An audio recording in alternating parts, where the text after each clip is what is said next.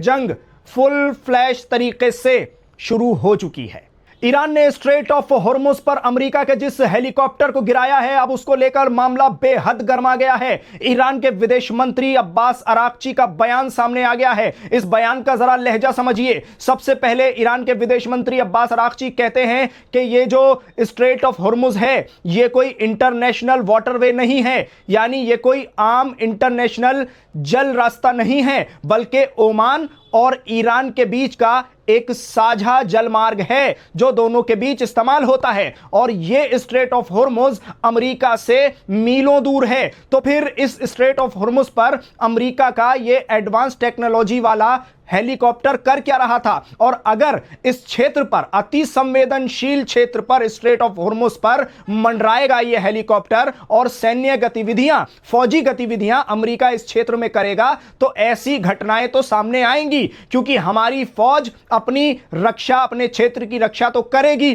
तो हेलीकॉप्टर को जो मार गिराया है उस पर सीधे तौर पर यह बयान सामने आ गया है। अब यहां आखिरी बात का लहजा समझिए। अब्बास अराक्ची ने कहा कि हम बातचीत के रास्ते को तरजीह देते हैं, यानी प्रेफर करते हैं कि बातचीत हो, बातचीत का रास्ता अपनाया जाए, लेकिन वक्त पड़ने पर हमें दूसरी जबान भी आती है। समझ लिया आपने?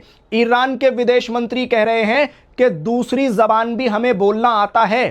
तो अब साफ तौर पर ईरान की तरफ से दूसरी बात यह भी कही गई है कि अगर वक्त पड़ा और ईरान पर अमेरिका की तरफ से या इजराइल की तरफ से अब कोई लेटेस्ट हमला सामने आता है तो उसका मजबूती से जवाब दिया जाएगा। यहां अब यह समझ लीजिए कि जंग फुल फ्लैश तरीके से शुरू हो चुकी है। ये संकेत हैं। अभी तक मैं इस तरह की बात नहीं कह रहा था, लेकिन मैं ये जरूर कह रहा था कि जंग नहीं रुकी है, क्योंकि अलग अलग क्षेत्रों में लड़ाई चल रही थी, मगर डायरेक्ट तौर पर अभी ये जंग थमी हुई थी। लेकिन अब साफ तौर पर कहना पड़ेगा कि ये जंग पूरी तरह से शुरू हो गई है। अब इसके लिए आप तैयार रहिए कि आगे और क्या कुछ होने वाला है, ईरान पर किस तरह के हमले होंगे और ईरान इन हमलों का जवाब किस तरह से देगा।